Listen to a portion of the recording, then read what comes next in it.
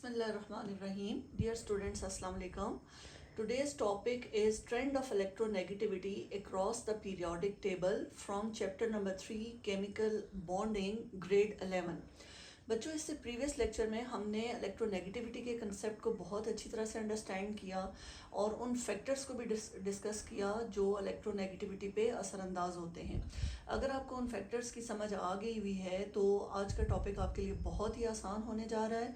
आपकी बुक में इस टॉपिक को पैराग्राफ के फॉर्म में एक्सप्लेन किया गया है। मैं इसको बहुत ही शॉर्ट, प्रिसाइज, कम्पैक्ट फॉर्म में यहाँ पे आपके सामने एक्सप्लेन करूँगी, जिसके बाद जो है आपको पेपर में इस टॉपिक को अटेम्प्ट करने में किसी भी किस्म की कोई प्रॉब्लम इंशाल्लाह ताला नहीं होगी। बच्चों, जब भी हम किसी भी चीज़ का ट्रेंड पढ़ते हैं इन द पीरियोडिक टेबल तो हम उसको दो डायरेक्शंस में डिस्कस करते हैं। एक डायरेक्शन होती है across the period from left to right और दूसरी डायरेक्शन होती है down the group from top to bottom. तो हम इन दोनों डायरेक्शंस में इलेक्ट्रोनेगेटिविटी का ट्रेंड पढ़ेंगे इन द पीरियोडिक टेबल। तो सबसे पहले हम जो ट्रेंड पढ़ेंगे वो है अक्रॉस द पीरियड। तो हम हेडिंग दे देते हैं ट्रेंड across a period,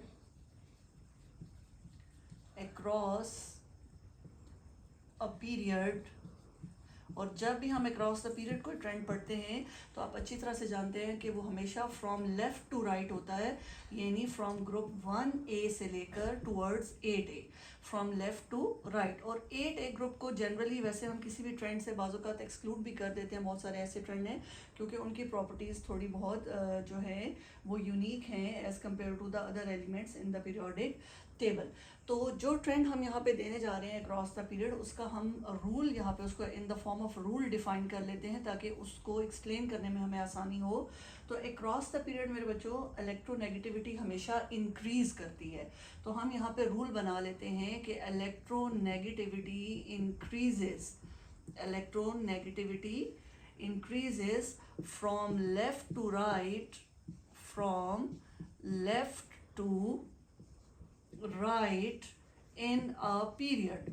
अब यहाँ पे अगर ये स्टेटमेंट दे देते हैं हम तो हमें इस स्टेटमेंट को जस्टिफाई भी करना पड़ेगा, इस स्टेटमेंट का रीज़न भी बताना पड़ेगा, क्योंकि इस स्टेटमेंट के आगे अगर मैं पेपर में सिंपल एक वाई लगा दूँ तो ये एक बना बनाया आपके पास शॉर्ट क्वेश्चन आ जाता है कि इलेक्ट्रोनेगेटिविटी अक्रॉस द पीरियड जो है वो इंक्रीज़ क्यों करती है।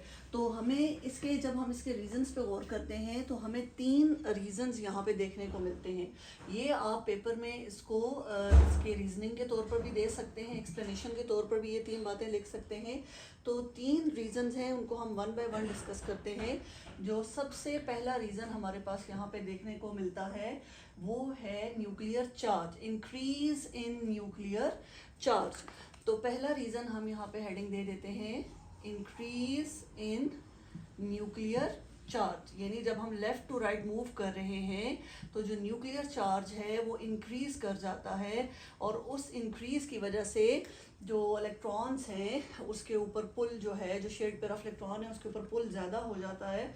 तो इलेक्ट्रोनेगेटिविटी क्या करती है, इंक्रीज़ कर जाती है। तो हम यहाँ पे इसको थोड़ा सा एक्सप्लेन भी कर देते हैं कि इंक्रीज़ इन न्यूक्लियर चार्ज की वजह से क्या होता है। Proton number increases, proton number increases which exerts more pull on shared pair of electrons. It exerts more pull on shared pair of electrons. तो इस वजह से अक्रॉस द पीरियड जो है वो इलेक्ट्रोनेगेटिविटी इंक्रीज़ करती है। दूसरा रीज़न जो हम यहाँ पे देने जा रहे हैं जिसकी वजह से across the period electronegativity increase करती है वो है हमारे पास decrease in atomic size, decrease in atomic size. We know very well कि जब हम अक्रॉस द पीरियड मूव करते हैं तो एटॉमिक साइज़ जो है वो डिक्रीज़ कर जाता है। तो ये डिक्रीज एटॉमिक साइज़ अगेन जो है इलेक्ट्रोनेगेटिविटी को इंक्रीज़ करने में क्या होता है, हेल्पफुल होता है। तो डिक्रीज इन एटॉमिक साइज से क्या हो रहा है कि electrons, shared pair of electrons gets closer to the nucleus. हम यहाँ पे इसकी एक्सप्लेनेशन में लिख लेते हैं कि shared pair of electrons gets closer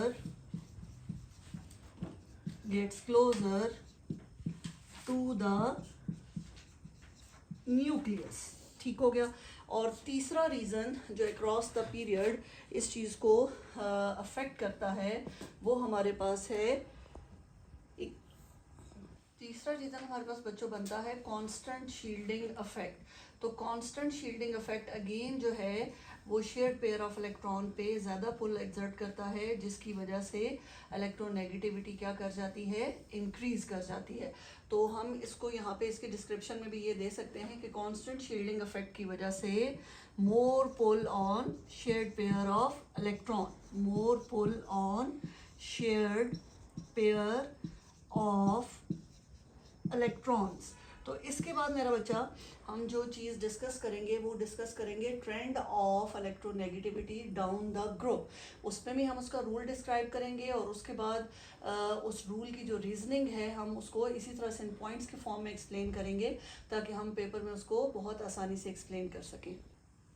बेटा अब हम डिस्कस करते हैं trend down the group. Trend down the group यानी कि जब हम टॉप टू बॉटम मूव करेंगे किसी भी ग्रुप के अंदर तो इलेक्ट्रोनेगेटिविटी जो है उसका ट्रेंड क्या होगा। तो यहाँ पे सबसे पहले हम इसका रूल दे देते हैं और फिर हम उस हिसाब से इसको एक्सप्लेन करेंगे। रूल में हमारे पास जो चीज़ आती है वो ये है कि electronegativity decreases as we move down the group.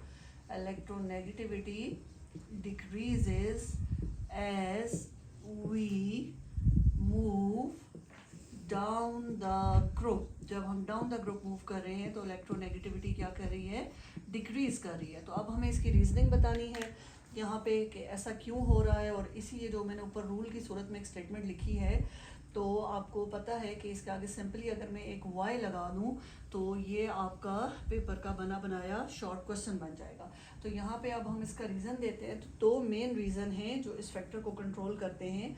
एक रीज़न हमारे पास आता है वो है increase in atomic size, increase in atomic size. We know very well बच्चों के जब हम डाउन द ग्रुप मूव करते हैं तो न्यू शेल्स ऐड होते हैं। जैसे हम डाउन द ग्रुप जा रहे होते हैं तो हम नेक्स्ट पीरियड में मूव कर रहे होते हैं तो हर मूवमेंट के साथ, हर स्टेप के साथ एक नया शेल ऐड हो जाता है। तो जब नया शेल ऐड होता है तो साइज ऑफ एटम क्या कर जाता है, इंक्रीज कर जाता है। तो जब साइज ऑफ एटम इंक्रीज कर जाता है तो अल्टीमेटली उससे ये इफेक्ट पड़ता है कि आउटर मोस्ट इलेक्ट्रॉन या वो जो शेयर्ड पेयर ऑफ इलेक्ट्रॉन है वो न्यूक्लियस से दूर हो जाते हैं। तो हम यहाँ पे इंक्रीज इन एटॉमिक साइज को एक्सप्लेन करेंगे कि उससे क्या हो रहा है कि शेयर्ड पेयर ऑफ इलेक्ट्रॉन